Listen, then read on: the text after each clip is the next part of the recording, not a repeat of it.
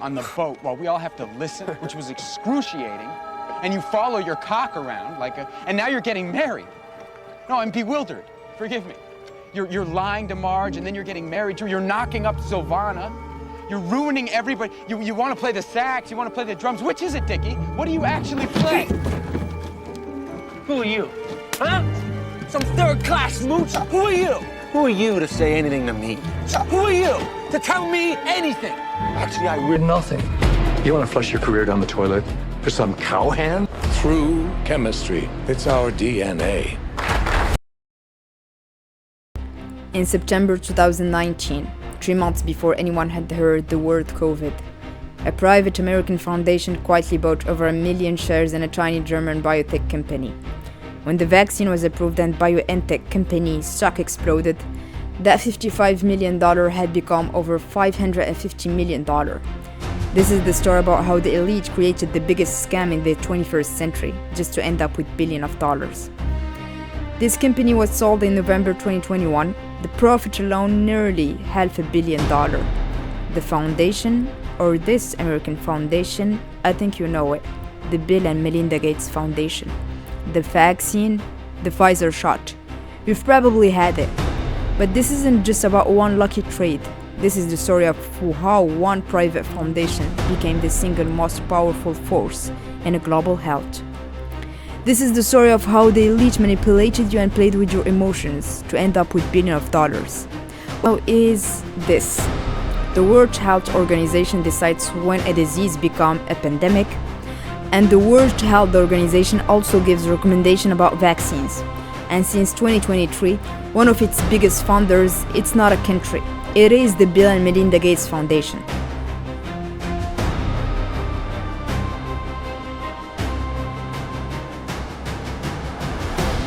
Person funds your science and your organization, you stop criticizing them, even if you want to. The Gates Foundation had already invested in every major COVID vaccine maker, before even the pandemic, before even the virus was discovered in Wuhan. And guess what? Bill Gates was part of all the 3 major corona vaccines. Our BioNTech company, Moderna, CureVac and AstraZeneca. He invested $55 million equity stake in BioNTech company. Then later in 2021, he sold it for more than $550 million. Moderna invested up to $100 million grants to build mRNA, the exact same technology used in COVID vaccine that made them $18 billion in 1 year.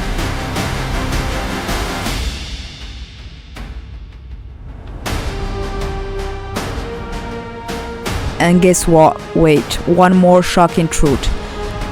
The firms that manage Gates' money also own all the 3 vaccine companies. The Gates Foundation's $86 billion gets invested through giant asset managers, the biggest, Vanguard, BlackRock, and State Street. Together they manage $24 trillion. And that's bigger than the Chinese economy. Vanguard, BlackRock, and State Street. These 3 firms own Pfizer, Moderna, and AstraZeneca. All at the same time, they are simultaneously shareholders in competing vaccine companies. When Pfizer made $37 billion from vaccine, they cashed in. When Moderna made $18 billion from vaccine, they cashed in. When BioNTech company exploded, they collected all the profits. Every time, all the profits, only for them, the 3 of them. Then how we know all of those informations? The strange thing happened when the Epstein files were finally released. Journalists started reading through thousands of pages of emails and testimonies. At first they were looking for names connected to Epstein, but buried inside the documents were references to conversations about something else, pandemics. Emails revealed that Epstein had meetings and exchanges with powerful figures, including Bill Gates. In some of these discussions, they talk about global health, vaccines, and the risk of a future pandemics years before COVID-19 appeared. How were some of the most powerful people in the world discussing pandemics years before the crisis that would later shut down the entire planet? Now, after the Epstein files, we know like global health and vaccine and all of that, it's all about money. Like in 2021, the year the world was being vaccinated, Pfizer alone made $81 billion. Moderna is even more interesting case. Before COVID-19, Moderna had never, not once, successfully brought a single product to the public market. During the pandemic, they made $18 billion from vaccines. Their stock price went up more than 700%. Like from zero successful product to one of the most profitable companies on earth in 2 years.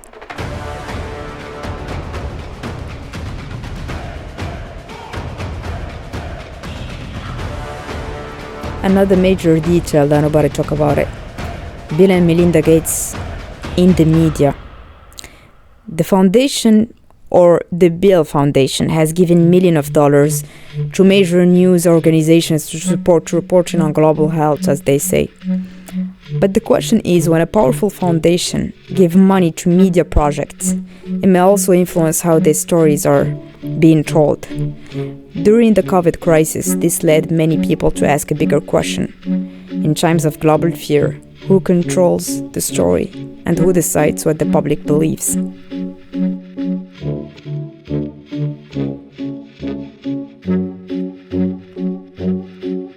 Because this is where the real question rises. Something most people never think about it. How they made you believe in a lie, in a big fat lie. Fear, not the virus itself, but what fear does to the human brain.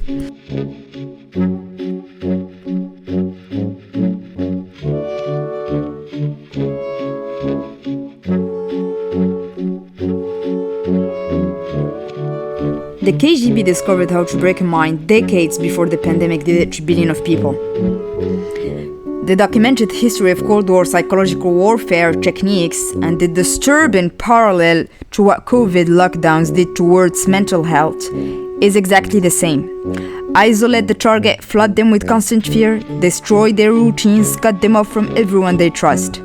This is a summary of the KGB most advanced psychological destruction techniques, developed, tested, and refined over decades of Cold War operations to break a human mind without leaving a mark. And it is also almost word for word the description of what 18 months of pandemic lockdowns did to billions of people simultaneously. Harry Harlow in the 1950s did some experimentation with monkeys, studying the effect of social isolation. And one of his experiments involved taking monkeys who had been raised with other monkeys, so they were socialized and okay, and then putting them in what was amounted to a solitary confinement chamber. Distressed, he may die for want of love. You'd see them rocking and shaking and sort of ritualistic, compulsive behavior. And after some period of time, they brought them out and put them into a cage with other animals. These monkeys were massively impaired. They were frightened, hiding.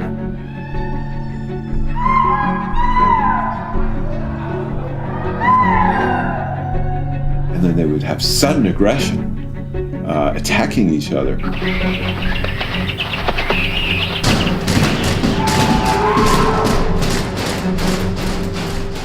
Very different behavior, very abnormal behavior. There was no recovery. These animals didn't recover from this. COVID didn't just kill people, it broke their minds. The real number on anxiety, depression, OCD and PTSD after the pandemic, and how the fear and confinement caused a mental health catastrophe the world still hasn't recovered from. Before COVID, only 8% of adults had anxiety disorder. By the end of 2021, that number was nearly 40%. Think about what the pandemic environment did to your nervous system. The news showed death numbers all day, every day. People were told the air could carry the virus. Other people might infect you. Touching surfaces could spread it. Even your own hands could bring it to your face. And you couldn't leave, you couldn't socialize, you couldn't exercise normally, you couldn't see a therapist in person. Your routines to think the human nervous system used to feel safe were completely destroyed overnight. Neuroscience has a word for an environment where threat is constant, escape is impossible, and safety feels unachievable. It's called chronic inescapable stress, and it is the single most reliable way to produce anxiety disorder, depression, and PTSD. Thank you.